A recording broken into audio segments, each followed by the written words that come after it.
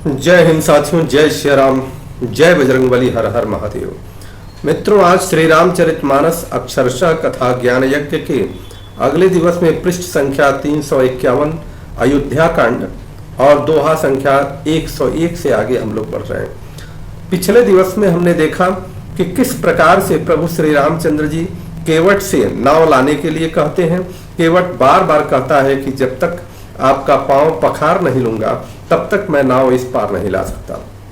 अंत में प्रभु ने कहा कि आप जल्दी करिए और पांव पखारिए और हमको देर हो रही है, कम से कम जल्द से जल्द हम सभी लोगों को उस पार करिए।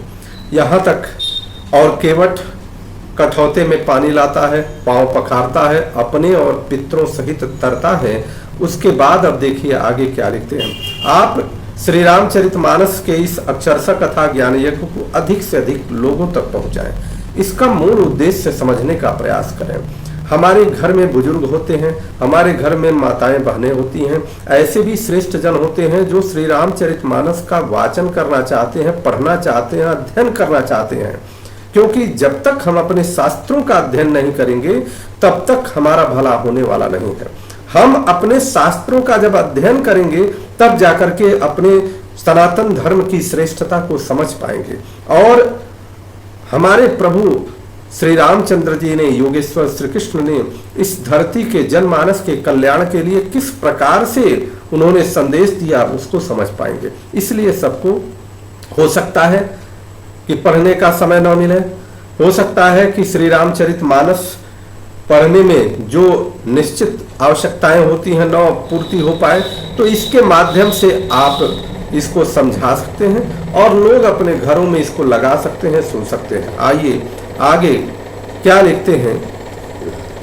आगे गोस्वामी जी लिखते हैं कि अब जब इस पार प्रभु आ जाते हैं तो कहते हैं, उतरी ठाड़ भय सुर शरीरेता, सिय राम गुह लखन समेता करी। अब देखिए प्रभु श्री रामचंद्र जी उतर जाते हैं, मतलब नाव से इस पार जो नदी के किनारे का रेत होता है उसमें ठहरते हैं। केवट उतरी दंडवत कीन्हा, प्रभु सकुचिए ही नहीं कछु दीना। हमेशा से ये विधान रहा है कि हम किसी से भी किसी प्रकार की सेवा लेते हैं तो उसके बदले में कुछ देना चाहिए। उसी प्रकार से प्रभु संकोच में है कि हम उतर तो गए परंतु हमारे पास तो कुछ है नहीं कि हम इनको कुछ दे पाए। तो फिर जब ऐसा भाव उनके मन में आता है तो माता सीता जी समझ जाती हैं। पिय हिय की सिय जान निहारी, मनि मुदरी मन मुदित उतारी, कहे कृपाल ले ही उतराई, केवट चरण गहे अकुलाई। पिय सिय की, देखिए पिय हिय की सिय जान निहारी, प्रभु श्री रामचंद्र जी की धर्म पत्नी है।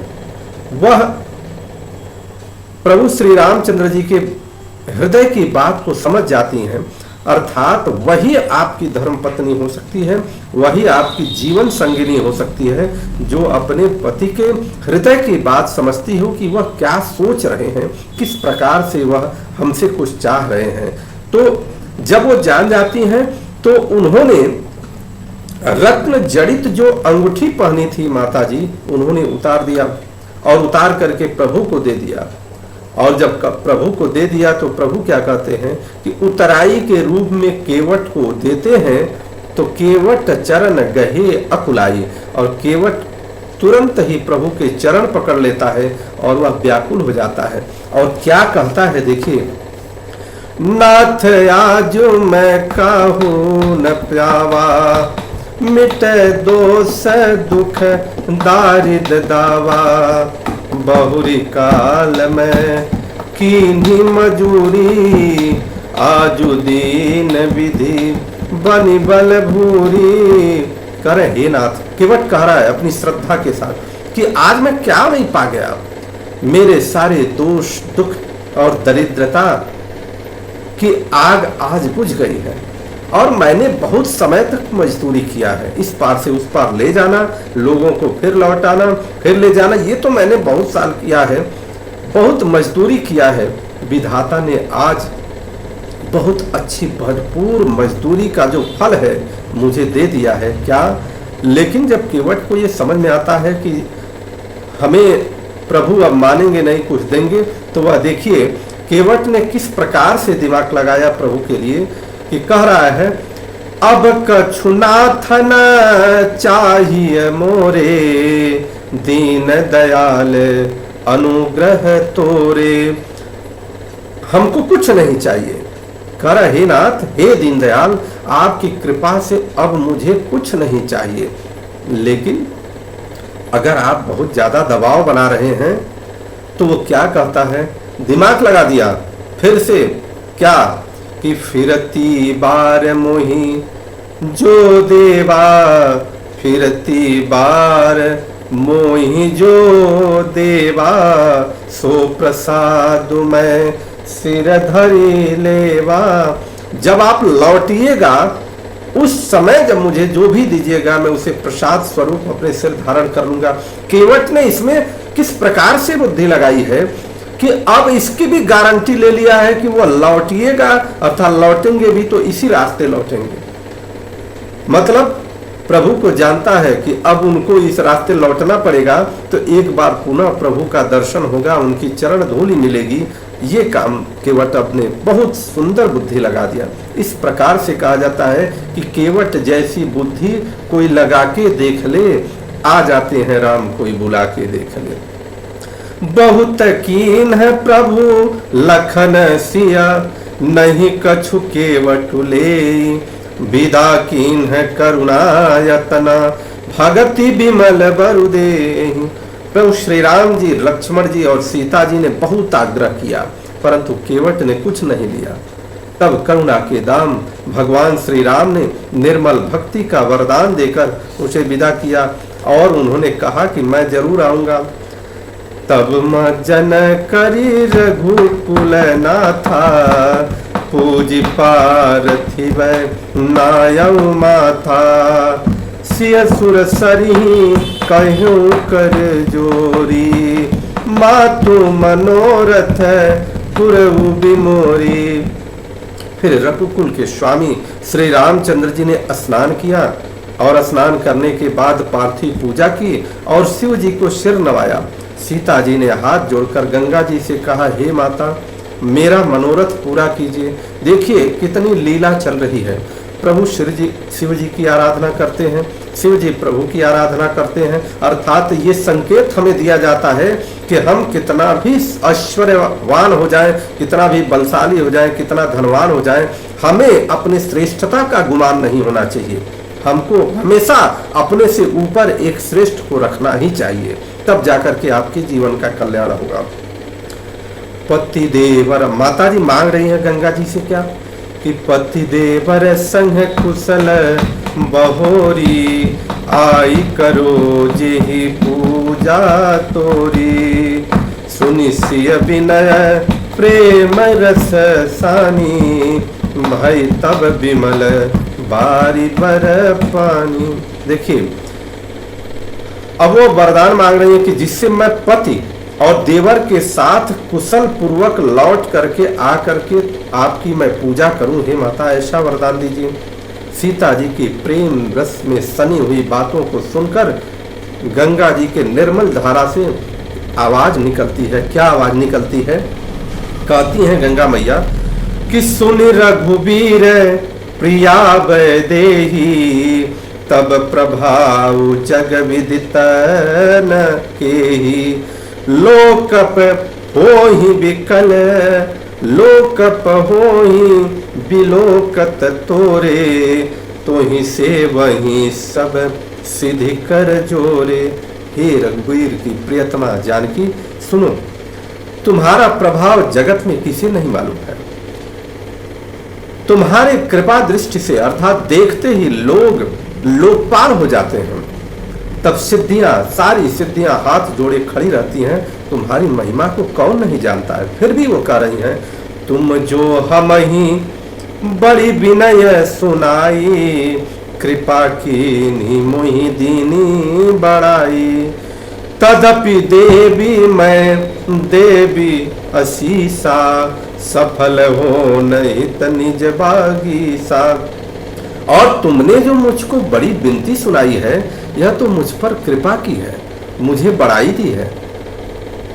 तो भी हे देवी, मैं अपनी वाणी सफल होने के लिए तुम्हें आशीर्वाद दूंगी। क्या कि प्राणनाथ देवर सहिता, कुशल को सलायाई। पूजी सब मन कामना, सुज सुरहि जग छाई। तुम अपने प्राणनाथ और देवर सहित कुशल पूर्वक अयोध्या लौटोगी, तुम्हारी सारी मनोकामना पूरी होगी, तुम्हारा सुंदर यश जगत भर में छा जाएगा। ऐसा माता गंगा जी ने आशीर्वाद दे दिया और उसी का देन है, इन आशीर्वादों का ही देन है कि इतनी परिस्थितियां विकट होने के पश्चात भी माता अशोक वाटिका से लौटती हैं और पूरी तरह से संपन्नता के साथ प्रभु श्री रामचंद्र जी का वहां पर राज्याभिषेक होता है। आगे हम लोग सुनाएंगे। गंग बचन सुने मंगल मूला, मुदित सीय सुर सरियन पूला। तब प्रभु गुहहि कहे घर जाहू, सुनत सुख मुखु भावुरताहु। मंगल के मूल गंगा जी के वचन सुनकर देव नदी को अनुकूल देखकर सीता जी आनंदित हुई। उसके बाद प्रभु श्री रामचंद्र जी ने गुहराज को अर्थात निषाद राज को घर जाने के लिए कहा और ज्यों ही यह बात कही, क्योंकि निषाद राज तो चाहते थे कि प्रभु की सेवा करें, लेकिन ज्यों ही यह बात कही उनका मुख सूख गया। और सूख गया तो हर व्यक्ति जिसको भी प्रभु अपने से दूर करना चाहते हैं, प्रेमी और भक्त हमेशा कुछ न कुछ जुगाड़ लगा करके प्रभु के तरफ अपने आप को आसक्त करता है, प्रभु की तरफ कर देता है। ऐसा देखने को मिला है। हमारे मन में भी अगर कोई इस तरह का भाव हो, हमें मन में विकृतियां अगर आती हो, तो किसी न किसी जुगाड़ से, किसी न किसी व्यवस्था से हमें प्रभु के चरण में होना चाहिए। दीन वचन गुह कह कर जोरी, विनय सुनऊ रघुकुल मन मोरी। नाथ साथ रही पंथु दिखाई, कर दिन चारि चरण सेवकाई। देखिए गुहराज हाथ जोड़ करके कह रहा है, क्या कह रहा है? अब देखिए कितनी बड़ी बात है कि जो दुनिया को रास्ता दिखाने वाले प्रभु श्री रामचंद्र जी हैं, उनको कह रहा है, बहाना करके उनके साथ उनकी सेवा में लगना चाहता है। कहता है, हे रघुकुल शिरोमणि, मेरी विनती सुनिए, मैं आपके साथ रहकर रास्ता दिखा दूंगा और 4 दिन आपकी चरणों की सेवा कर लूंगा। उसके बाद क्या करूंगा? जेहि बन जाई रहब रघुराई, परन कुटी मैं करबी सुहाई। तब मोहि कह जसी देव रजाई, सोई करी हम रघुवीर दोहाई। हे रघुनाथ, जिस वन में आप जाकर रहेंगे वहां मैं सुंदर पर्ण कुटी बना दूंगा। तब मुझे आप जैसी आज्ञा देंगे, मुझे रघुवीर की दुहाई है वैसा ही करूंगा। देखिए, जब आप कभी भी अपने प्रिय लोगों के वहां ज्यादा रहने का प्रयास करते हैं तो वह बहाने आप ढूंढते रहते हैं। हम सभी लोग बहाने ढूंढते हैं, किस बहाने से 2 दिन और रह जाऊं। उसी तरह से निषाद राज गुह ने प्रभु के साथ रहने का बहाना ढूंढ लिया, कम से कम 4 दिन तो और रह जाए। सहज स्नेह राम लखी तासु, संगलीन गुह हृदय हुलासु। पुनि गुह ज्ञाति बोली सबलीन, करि परितोषु विदा तब कीन्हे। उसके स्वाभाविक प्रेम को देखकर श्री रामचंद्र जी उसको साथ ले लिया। इससे गो के हृदय में बड़ा आनंद हुआ। फिर निषाद राज ने अपनी जाति के लोगों को बुला लिया और उनका संतोष करा के तब उनको विदा किया, सभी लोगों को विदा कर दिया। तब गणपति शिव सुमिरे प्रभु, नाय सुर सरी मात। सखाय अनुज सिय सहित बनु, गवनु कीन रघुनाथ। तब प्रभु श्री रघुनाथ जी गणेश जी और शिव जी का स्मरण करके गंगा जी को मस्तक नवाकर सखा निषाद राज, छोटे भाई लक्ष्मण जी और सीता जी सहित वन में चले। तेहि दिन भयऊ बिटप तरबासु, लखन सखा सब कीन्ह सुपासु। प्रात प्रात कृत करि रघुराई, तीरथ राजू देख प्रभु जाई। उस दिन पेड़ के नीचे निवास हुआ। लक्ष्मण जी और सखागों ने सब सुव्यवस्था कर दी। प्रभु श्री रामचंद्र जी ने सवेरे प्रातः काल की सब क्रियाएं करके जाकर तीर्थों के राजा प्रयाग के दर्शन किए। अब तीर्थों के राजा प्रयाग के दर्शन कर रहे हैं तो कौन सा भाव है? सचिव सत्य श्रद्धा प्रिय नारी, माधव सहित मीतु हितकारी। चारि पदार्थ भरा भंडारू, पुण्य प्रदेश देश यति चारू। अब क्या तीर्थों के राजा प्रयाग के पास क्या क्या है? राजा उनका मंत्री। कौन सा मंत्री है? सत्य। तीर्थराज प्रयाग के जो सत्य है वो मंत्री है। श्रद्धा उनकी प्यारी पत्नी है और श्री वेणी माधव जी सरीखे हितकारी मित्र है।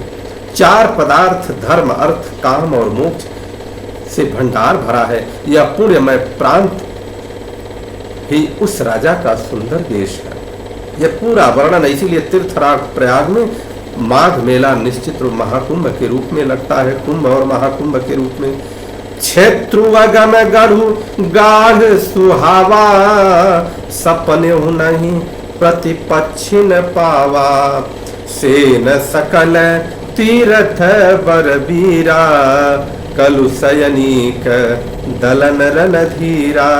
प्रयाग क्षेत्र ही दुर्लभ दुर्गम मजबूत और सुंदर गढ़ है जिसको स्वप्न में भी शत्रु नहीं पा सकते।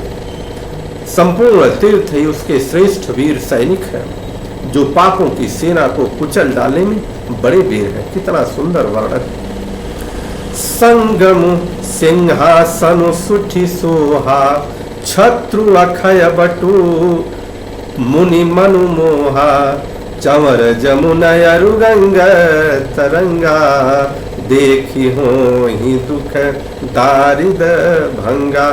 गंगा यमुना और सरस्वती संगम ही उनका अत्यंत सुशोभित सिंहासन है। इसीलिए लोग कहते हैं संगम तट पर स्नान करना चाहिए। अक्षय वट छत्र है जो मुनियों के भी मन को मोहित कर लेता है। यमुना जी और गंगा जी की तरंगें उसके भंवर हैं जिनको देखकर ही दुख और दरिद्रता नष्ट हो जाती है। सेवहि सुकृति साधु सुचि, पावहि सब मन काम। बंदी वेद पुराण गना, कहीं विमल गुण ग्राम।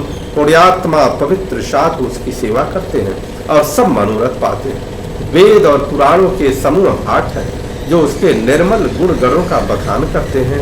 इस प्रकार से वहां पर प्रयागराज का वर्णन गोस्वामी जी करते हैं और प्रभु वहां पर पहुंच गए और प्रभु ने किस प्रकार से वहां स्नान करने के पश्चात भरद्वाज ऋषि का दर्शन किया। उसके बाद आगे की क्या लीला होती है आगे अगले दिन। आप सभी लोगों का दिन मंगल हो। बोले श्यावती रामचंद्र की जय, गणेश जी महाराज की जय, लखन भैया की जय, निषाद राज की जय, चारों भाइयों की जय, हनुमान जी महाराज की जय, माता पार्वती की जय। हर हर महादेव।